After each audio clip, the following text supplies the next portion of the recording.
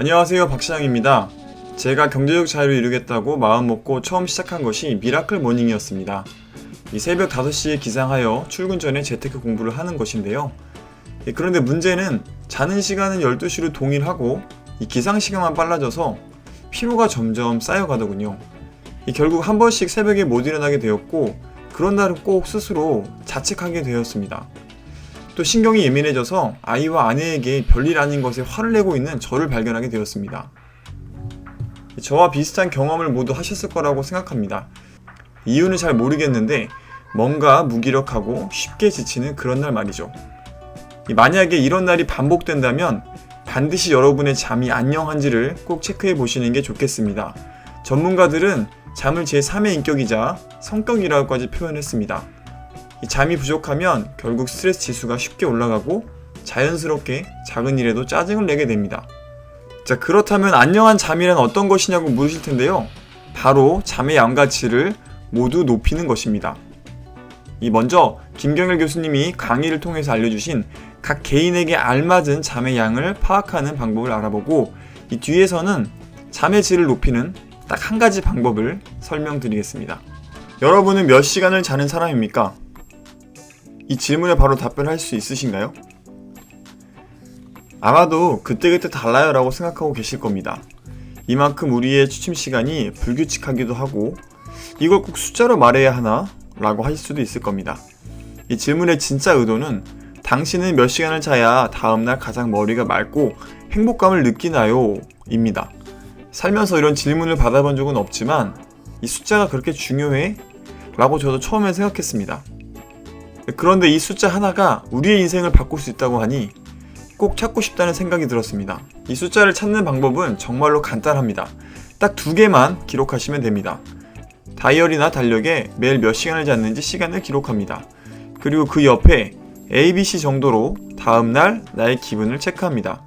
이렇게 한 1년 정도만 기록을 해보면 나는 몇 시간을 자야 가장 행복하고 주변 사람들과 좋은 관계를 유지할 수 있는 사람인지를 자연스럽게 알 수 있게 됩니다. 자, 그렇게 파악을 했다면 더도 말고 덜도 말고 딱 그만큼만 잘 수 있도록 우리의 잠 시간을 유지하면 되겠습니다. 이 최적의 잠 시간은 우리 자녀들에게도 참 중요합니다. 제 조카를 보니까 중학생인데 벌써부터 늦게까지 공부를 한다고 하더군요. 볼 때마다 피곤한 모습에 참 안타까웠습니다. 이 전문가들이 잠과 심리학을 100년 동안 연구한 결과 잠이 부족하면 단순히 수학 문제를 못 푸는 게 아니라 수학에 관한 모든 나쁜 습관이 나온다고 합니다. 깊이 생각하지 않고 빨리 계산하려고 하고, 이 끝판왕으로는 분명히 잘 풀었던 답을 이상하게 고치는 신고까지 나오게 되는 거죠.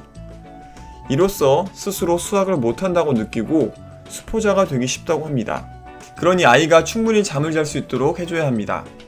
잠을 줄여가면서 목표를 향해서 나아가는 것은 칭찬할 만한 일이지만 결국 목표를 이루어 행복하게 살려고 하는 건데, 아이러니하게도 적정량의 잠이 없으면 행복할 수 없다는 사실도 간과해서는 안 되겠습니다.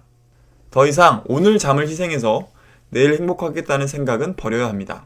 이번에는 잠의 질을 높이는 방법을 이야기해 보려고 합니다.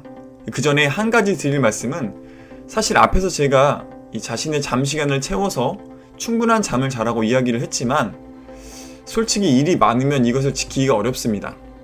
그때는 낮잠을 활용하여 부족한 수면을 채울 수 있다고 전문가들은 말합니다. 이 직장인분들은 점심 먹고 한 20분에서 30분 정도 이 낮잠을 자면 활력 있는 오후를 맞이할 수 있게 됩니다. 단 오래 낮잠을 자면 이 깨기가 어렵고 몸이 처질 수 있으니까 주의하시기 바랍니다.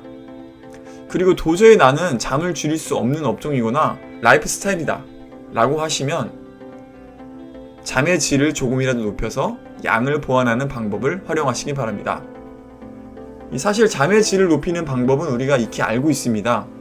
잠들기 전에 음식을 먹으면 위에서 소화를 시켜야 하기 때문에 몸이 쉴 수가 없다. 그러므로 야식은 절대 금지. 잠들기 1시간 전에는 TV나 스마트폰, 컴퓨터를 하면 안 된다. 낮에 적당한 운동을 해야 쉽게 잠에 들 수 있다. 이런 것들이죠. 자, 이것들을 모두 지키라고 하면 어떤 느낌이 드시나요? 물론 최대한 지키려고 노력은 해야겠지만 쉽지 않습니다.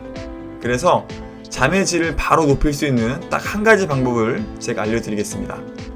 바로 잘 때 침실의 모든 빛을 차단하는 것입니다.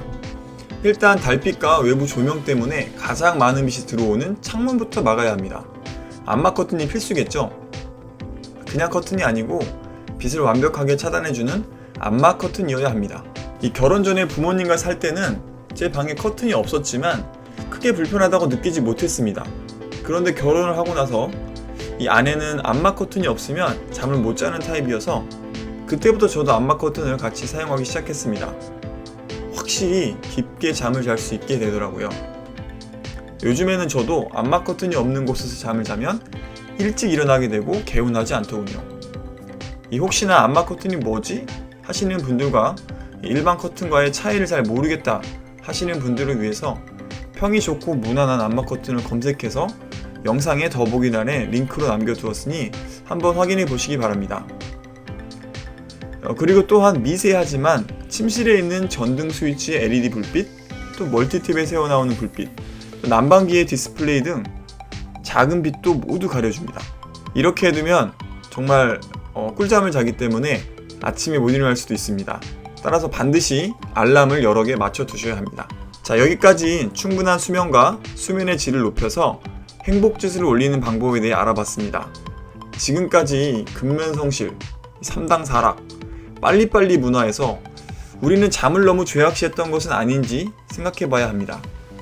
그동안 잠을 줄여서 생산성을 높였다면 이제는 잠을 늘려서 창의력을 키워야 할 때인 것 같습니다. 그래야 우리 아이들이 가까운 미래에 애플이나 테슬라와 같은 그런 혁신적인 기업을 만들 수 있을 거라 생각합니다. 가급적 빨리 잠자리에 들어서 충분한 에너지를 얻는 가정의 문화를 만들어 보시기 바랍니다. 오늘 영상도 도움이 되셨다면 구독과 좋아요, 알림 설정까지 부탁드립니다. 저 박 차장은 또 좋은 영상으로 찾아오겠습니다. 오늘도 행복한 하루 보내세요.